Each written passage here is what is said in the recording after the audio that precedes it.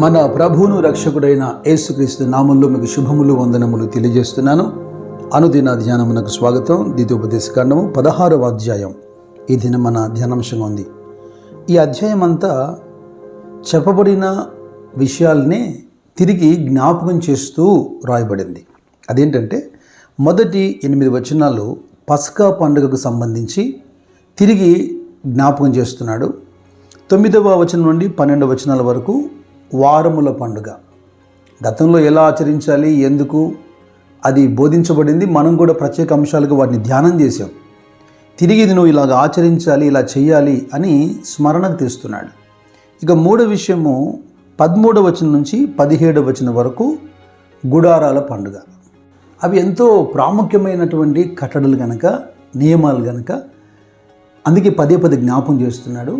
అదేంతో కాస్త మనం ఆలోచన చేద్దాం. పస్కా పండుగకు సంబంధించి మీరు 3వ వచనం చూడండి. ద్వితీయోపదేశకాండం 16వ అధ్యాయం 3వ వచనం. పస్కా పండుగలో పొంగిన దేన్నైనా తినకూడదు. నీవు త్వరపడి ఐగుప్తు దేశంలో నుండి వచ్చిదివి కదా. నీవు ఐగుప్తు దేశంలో నుండి వచ్చిన దినమును నీ జీవితములు అన్నిటిలో జ్ఞాపకము చేసుకున్నట్లు బాధను స్మరణకు తెచ్చు పొంగని ఆహారమును 7 దినములు తినవలెను. చాలా విషయాలు బైబిల్లో మునుపటి సంగతులు జ్ఞాపకానికి తెచ్చుకోవద్దని, పురాతనమైన వాటిని తలంచవద్దని కూడా ప్రభు చెప్పాడు. ఈ విజ్ఞత మనకు అవసరం. దేవుడు బోధిస్తున్న విధానంలో వేడిని మర్చిపోవాలో, వేడిని వెంట మోయకూడదో అవి పక్కన పెట్టాలి. అయితే ఈ అంశం ఏంటి? ఐగుప్తులో మీరున్నారు, ఐగుప్తులో మీరు శ్రమపరచబడ్డారు, ఐగుప్తులో నుంచి మీరు వడివడిగా బయటకు వచ్చారు. ఆ దినాల్ని మీ జీవితకాలం అంతా జ్ఞాపకం చేసుకుంటూ ఉండాలి. అయితే ఇప్పుడు కొత్త నిబంధన కాలంలో మనకెందుకండి, మనం వాటిని జ్ఞాపకం చేసుకోవడం లేదు కదా అంటున్నారా? ఆధ్యాత్మికమైన కోణంలో మనం కూడా పస్కాను ఆచరిస్తున్నాం కదా. క్రీస్తు శరీరాన్ని తింటూ క్రీస్తు రక్తాన్ని త్రాగుతున్నాం. ఆయన కూడా నన్ను జ్ఞాపకం చేసుకోండి అన్నా. నేను వచ్చే దినం వరకు ఎట్లు మనం పాపం నుండి, శాపము నుండి బయటకు వచ్చామో ఆ స్థితిని మనము బల్లకు సమీపించినప్పుడంతా మన అయోగ్యతను, ఆయన ఇచ్చిన కృపను తలపోస్తూ ఆరాధిస్తున్నాం కదా. పూర్వపు స్థితిని మర్చిపోకుండా మన స్థితిని మార్చిన దేవుణ్ణి జ్ఞాపకం చేసుకోవడం ఎంతైనా మంచిది కదా. సంఖ్యాకాండం 29వ అధ్యాయంలో 7వ వచనంలో ఇదే అంశాన్ని రాస్తూ, ఈ 7వ నెల 10వ దినమున మీరు పరిశుద్ధ సంఘముగా కూడవలెను, అప్పుడు మిమ్మును మీరు దుఃఖపరుచుకొనవలెను. తక్కిన అన్ని పండుగల్లో సంతోషించాలి అని రాశాడండి. ఇదొక్క పండుగ రోజున మాత్రమే మిమ్మల్ని మీరు దుఃఖపరుచుకోవాలి. 7 దినాలు ఈ పండుగ ఆచరించాలి. ఈ 7 దినాలు మీరు ఆ జ్ఞాపకాన్ని బట్టి బాధపడుతూ పొంగని పదార్థాన్ని తినాలి, దాని జ్ఞాపకార్థంగా. ఎందుకంటే ఐగుప్తులో మన ప్రజలు యుద్ధం చేసి గెలవలేదు. ఫరో మీద వీరు పోరాడి స్వతంత్రాన్ని సంపాదించుకోలేదు, జెండా ఎగిరేసి దానికి. దేవుని కృప ద్వారా దేవుడి వీరి మొర విని తన ప్రవక్తను పంపి ఆశ్చర్యకరంగా వారిని విడిపించాడు. మా బాహుబలం ద్వారా, మా సామర్థ్యం ద్వారా ఈ భాగ్యం మాకు కలిగిందని ఎక్కడైనా హెచ్చిపోతారేమో. ఇది జీవితకాలం జ్ఞాపకం ఉండాలి. ఆ తర్వాత మీ పిల్లలు మర్చిపోతారేమో. కనుక ఒక కట్టడిగా ఉండాలి. నిజంగా ఓ విశ్వాస, ఓ భక్తుడు దేవుని సన్నిధిలో తరచూ పాప స్థితిలో ఉన్నప్పుడు ఎలా బ్రతికాడో, ఈ రోజున ఎంత గొప్ప కృప పొందాడో అలా తలపోస్తుంటే ఎంత కృతజ్ఞత దేవుని మీద కలుగుతుంది కదా. ఇక ఈ అధ్యాయంలోని 2వ అంశాన్ని మనము ఆలోచన చేద్దాం. 11-12 వచనాల్లో, అప్పుడు నీవును, నీ కుమారుడు, నీ కుమార్తెయు, నీ దాసుడు, నీ దాసియును, నీ గ్రామంలో ఉన్న లేవీయులను, నీ మధ్యనున్న పరదేశులను, తల్లిదండ్రులు లేనివారును, విధవరాండును, నీ దేవుడైన యెహోవా తన నామమును స్థాపించుటకై ఏర్పరచుకున్న స్థలమున నీ దేవుడైన యెహోవా సన్నిధిని సంతోషింపవలెను. నీవు ఐగుప్తులో దాసుడవై ఉండిన సంగతిని జ్ఞాపకం చేసుకుని ఈ కట్టడలను ఆచరించి జరుపుకొనవలెను.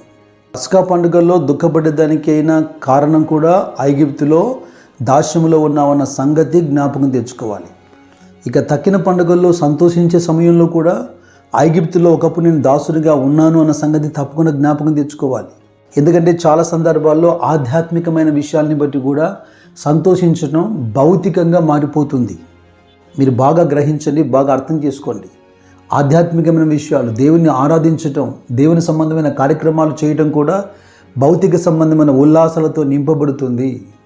అందుకే ప్రత్యేకంగా రాశాడు, ఆయన సన్నిధిలో, యెహోవా సన్నిధిలో ఆయనకు తగినట్టుగా ఈ సంతోషం ఉండాలి. కీర్తన 2వ అధ్యాయంలో 11వ వచనంలో భయభక్తులు కలిగి యెహోవాను సేవించమని గడగడ వణుకుచూ సంతోషించమని రాశాడు. వాస్తవంగా గడగడ వణకడం అనేది సంతోషానికి భిన్నమైంది. కానీ గడగడ వణుకుతూ సంతోషించడం ఎందుకు రాశాడు? దేవుని పిల్లల సంతోషంలో భయభక్తులు కూడా అవసరం.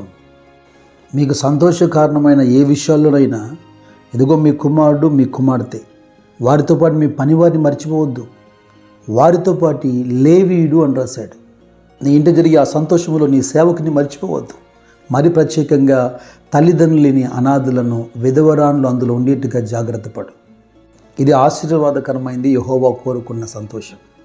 యెహోవా సన్నిధిలో సంతోషిస్తున్న ఈ సంతోషంలో పేదవాడు, విధవరాలు లేదా పరదేశి, దాసుడు ఎందుకు ఉండాలి? ద్వితీయోపదేశకాండం 15వ అధ్యాయంలో 14-15 వచనాలు అంటాడు, యెహోవా నిన్ను ఆశీర్వదించిన కొలది నీ కళ్ళములోను, నీ ద్రాక్ష గానుగలోను, అవశ్యముగా నీ మందులోను కొంత వారికి ఇవ్వవలెను.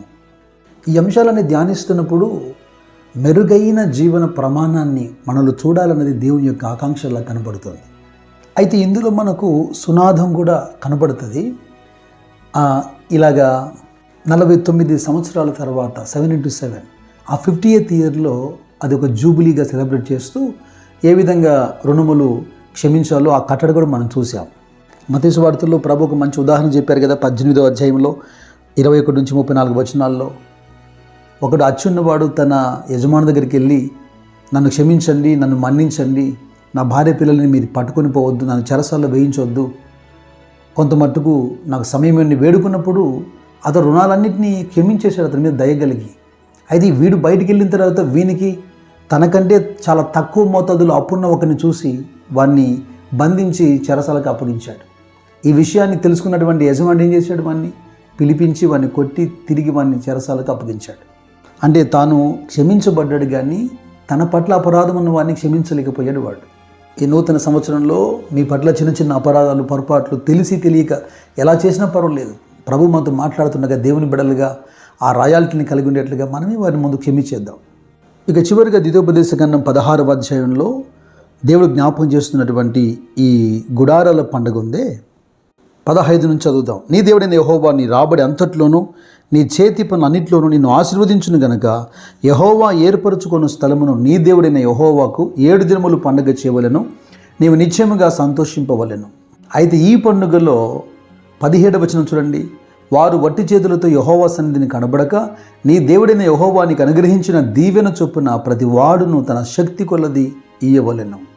నిర్గమకాండం 34వ అధ్యాయం 22వ వచనంలో ప్రథమ ఫలముల పండుగ అని, నిర్గమకాండం 23వ అధ్యాయం 14-17 వచనాల్లో ఫీస్ట్ ఆఫ్ హార్వెస్ట్.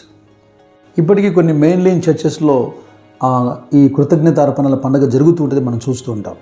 ఏదేమైనా ఈ 3 విషయాలు, మొదటగా ఐగుప్తులో ఉన్న అనుభవాన్ని జ్ఞాపం చేసుకుని దుఃఖపడమంటున్నాడు హెచ్చిపోకుండా. రెండవది ఆ విధంగా విడుదల పొందారు, యెహోవా సన్నిధిలో సంతోషించమంటున్నాడు, ఆ సంతోషం ఎలా ఉండాలో కూడా బోధ చేస్తున్నాడు. మూడవది దేవునికి శక్తి వంచన లేకుండా నీకు అనుగ్రహించబడినటువంటి దీవెన చొప్పున దేవునికి ఇవ్వాలంటున్నాడు. ఇచ్చుట గురించి లేదా ఆ దశమ భాగం గురించి ప్రత్యేకమైనటువంటి సందర్భం వచ్చినప్పుడు కొన్ని అంశాలు మనం ధ్యానం చేస్తూ వచ్చాం కనుక ఇక ఎక్కువ వివరణ నేను ఇవ్వను. కానీ దేవునికి తక్కువగా ఇచ్చి ఎక్కువగా దాచుకున్న వానికి ఏది మిగలలేదని, దేవునికి అధికంగా ఇచ్చి తాను నష్టపోయింది లేదని, ఏ కొలతతో దేవుని దగ్గర మనం కొలుస్తామో అదే కొలతతో తిరిగి కొలవబడతామని, ఉత్సాహంగాను ప్రేమతోనూ ధారాళముగా ఇచ్చేవారిని ఆయన ప్రేమిస్తాడని ఇదివరకే మనము ఎరిగి ఉన్నాం, అది ఆచరిస్తున్నామని కూడా నేను నమ్ముతున్నాను. ఇలాంటి అంశాలను ఒకే మారు విని మనం మర్చిపోక మన జీవితంలో పదే వీటిని జ్ఞాపం చేసుకుంటూ ఉండాలి. ఎందుకంటే ఇజ్రాయెల్కి దేవుడు బోధించాడు, ఇది మీ తరతరములకు కట్టడ, మీ పిల్లలకు కూడా వీటిని మీరు బోధించాలి, వివరించాలని. దేవుని ఆత్మ మీకు తోడై ఉండి ఈ మార్గములో మిమ్మల్ని నడిపించి మిమ్మల్ని వర్ధిల్ల చేయునుగాక. God bless you.